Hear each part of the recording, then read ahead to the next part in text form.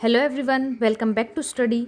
तो last time हमने समझा था कि हम पब्लिक एडमिनिस्ट्रेशन को मोर इफेक्टिवली कैसे पढ़ सकते हैं। आज हम समझेंगे कि कौटिल्य का पब्लिक एडमिनिस्ट्रेशन के लिए क्या कंट्रीब्यूशन रहा है। तो स्टार्ट करते हैं उनके बेसिक इंट्रोडक्शन के साथ। कौटिल्य तक्षशिला यूनिवर्सिटी में प्रोफेसर थे और मौर्यन एम्पायर के टाइम पर चंद्रगुप्त मौर्य के main adviser and prime minister. इन्हें इंडियन मैकेवली भी कहा जाता है क्योंकि कहीं ना कहीं दोनों रियलिस्ट थे और दोनों की टैक्टिक्स और पॉलिसीज रूथलेस थी टुवर्ड्स स्टेट क्राफ्ट। इनकी मेन बुक है अर्थशास्त्र, जो संस्कृत के दो शब्दों से बनी है, अर्थ विच मीन्स एम और गोल एंड शास्त्र विच मीन्स ट्रिटाइज और बुक। तो बेसिकली अर्थशास्त्र हुई the science of politics, the science of political economy and the science of material gain. कि पॉलिटिक्स, पॉलिटिकल इकोनॉमी या फिर मटेरियल गेन किस तरीके से काम करते हैं, कैसे पॉलिटिक्स को संभाला जाए, किस टाइप की इकोनॉमिक पॉलिसीज़ होनी चाहिए, कैसे स्टेट के लिए काम करना चाहिए। जो अर्थशास्त्र है उसका मेन फोकस है पॉलिटिकल स्टेट क्राफ्ट, और हमें पर्टिकुलरली पब्लिक एडमिनिस्ट्रेशन के लिए समझना है तो उन्होंने प्रिंसिपल्स ऑफ पब्लिक एडमिनिस्ट्रेशन बताए हैं, मशीनरी ऑफ गवर्नमेंट बताइए कि सरकार कैसे काम करेगी। उन्होंने मोनार्की को सपोर्ट किया है, तो राजा को कैसा होना चाहिए और किस तरीके से सब कुछ संभालना चाहिए, कैसी इकोनॉमिक पॉलिसीज़ होनी चाहिए, कितना टैक्स लगाना चाहिए, कैसे कैसे मिलिट्री स्ट्रेटजीज़ बनानी चाहिए कि ज़्यादा से ज़्यादा फ़ायदा हो स्टेट को, और पर्सनल की अपॉइंटमेंट कैसे होनी चाहिए, क्वालिटीज़ ऑफ अ पर्सनल क्या क्या होनी चाहिए। उसके बाद इसमें दो मेन ऑब्जेक्टिव्स बताए गए हैं जो है पालना और लाभा। पालना मतलब कि आप प्रजा को कैसे पाल रहे हो, अपने राज्य को कैसे पाल रहे हो, administration and protection of the state कैसे कर रहे हो। उसके बाद लाभ कि आप अपने राज्य को क्या लाभ पहुंचा रहे हो, conquest and acquisition of territory.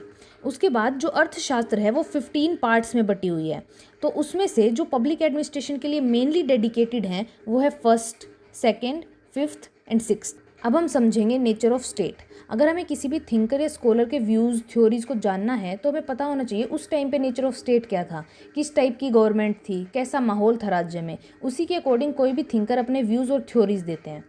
तो कौटिल्य के टाइम पे टोटल एनार्की थी, माइट वॉज राइट को फॉलो किया जाता था, जो बड़ा है वो जीतेगा और वही सही है। मत्स्य न्याय काम करता था, मतलब लॉ ऑफ द फिशेज़, जिसमें कहते हैं कि जो बड़ी मछली होती है वो छोटी मछली को खा जाती है और बड़ी मछली जिंदा रहती है।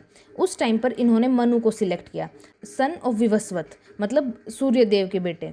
तो कहीं ना कहीं उन्होंने एक एलिमेंट ऑफ डाइविनिटी अटैच कर दिया किंग के साथ। तो किंग अगर भगवान के रूप हैं तो वो सही ही होंगे, इसीलिए उन्होंने मोनार्की को सपोर्ट किया, rule by a single individual. उसके बाद इन्होंने किंग को एडवाइस किया कि वो रिसीव करे 1/6 of the grain and 1/10 of the merchandise and gold as his tax और ड्यू, ताकि वो उसी राज्य को अच्छे से चला भी सकें। किंग को इंश्योर करना चाहिए अपने सब्जेक्ट्स की सिक्योरिटी और प्रोस्पेरिटी उसी रेवेन्यू से जो इन्होंने टैक्स के थ्रू कलेक्ट की है। अब हम समझेंगे नेचर ऑफ ड्यूटी, कि जो मेन एडमिनिस्ट्रेटर्स हैं, मिनिस्टर्स हैं, किंग, उन्हें अपनी कैसे ड्यूटीज़ फुलफिल करनी चाहिए और एटलीस्ट किन चीज़ों की नॉलेज होनी चाहिए।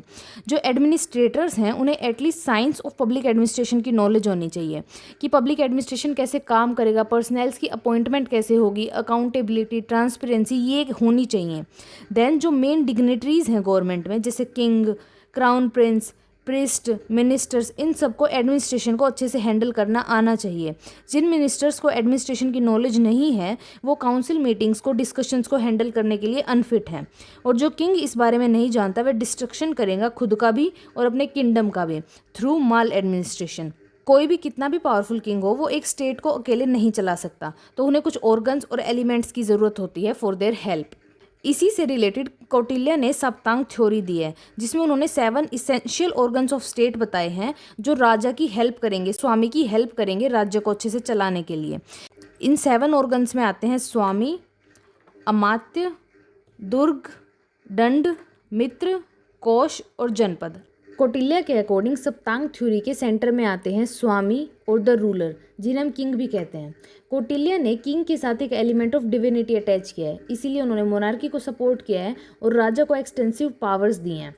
राजा की मेन ड्यूटी क्या होगी, रक्षणा और पालना। वो अपनी प्रजा को अपने बच्चे के समान समझेंगे और उनकी प्रोटेक्शन करेंगे नेचुरल क्लाइमेटीज से भी और एंटी सोशल एलिमेंट से भी, कि अगर सोसाइटी में वायलेंस है, कोई भी प्रॉब्लम है या डिसरप्शन हो रही है तो उन सबको रिमूव करना एक राजा की ड्यूटी है। देन जो किंग है वो एक्टिव पार्टिसिपेशन रखेंगे वॉर में और अपनी टेरिटरीज को एक्सपेंड करते रहेंगे और साथ में जस्टिस भी मेंटेन करेंगे अपने किंगडम में। उसके बाद आते हैं द अमात्य और द मिनिस्टर। जो अमात्य और मिनिस्टर है ये मोस्ट इम्पोर्टेंट मिनिस्टर्स होते हैं। इनमें आते हैं प्राइम मिनिस्टर और हाई प्रीस्ट। अगर इन्हीं में एक या दो और ऐड कर दें तो वो इनर कैबिनेट को फॉर्म करेंगे और ये किंग को हर चीज़ में असिस्ट करेंगे, स्पेशली जो सारे मिनिस्टर्स हैं उनके कैरेक्टर को एग्जामिन करने में कि गवर्नमेंट डिपार्टमेंट्स में जो जो पर्सनल्स काम कर रहे हैं वो कैपेबल हैं या नहीं हैं। उसके बाद अगर इमरजेंसी होती है तो कौटिल्य ने किंग को एडवाइस किया है कि वो एक वाइडर काउंसिल से भी कंसल्ट कर सकते हैं। इसके बाद आता है द जनपद। ये रिलेटेड है टेरिटरी और पॉपुलेशन से। जो एक किंगडम की टेरिटरी होती है उसमें बेस्ट नेचुरल रिसोर्सेज होने चाहिए और जो उसके आसपास के नेबरिंग स्टेट्स हैं वो इतने पावरफुल नहीं होने चाहिए कि वो किंगडम के लिए कहीं ना कहीं बाद में डेंजर बने।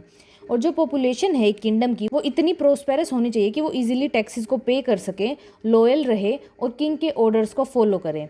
उसके बाद आता है दुर्ग, जिसे हम फोर्टिफाइड कैपिटल भी कहते हैं। ये एक सिंबल होता है डिफेंसिव या ऑफेंसिव कैपेसिटी का, कि हम अपने किंगडम को, उसकी टेरिटरी को किस तरीके से सेफ रखेंगे। ये मेनली 4 तरीके के होते हैं: औदिक, पर्वत, धनवान और वन दुर्ग। औदिक जो पानी से घिरे हुए हों, पर्वत जो हिल्स के सेंटर में हो, धनवान जो डेजर्ट में हो और वन दुर्ग जो फॉरेस्ट में हो। उसके बाद आता है द कोष और द ट्रेजरी।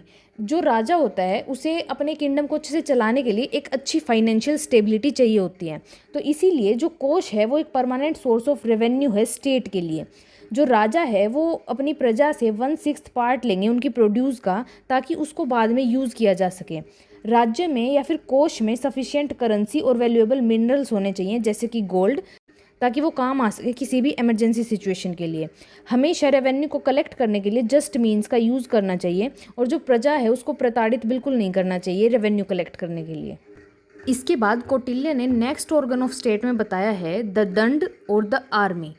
कौटिल्य ने किंग को सजेस्ट किया है कि वो वॉर में इन्वॉल्व रहेंगे और अपनी टेरिटरी को एक्सपेंड करते रहेंगे। उसके लिए चाहिए एक स्ट्रॉन्ग मिलिट्री फोर्स जो लॉयल भी हो, पैट्रियोटिक भी हो और टैलेंटेड भी हो।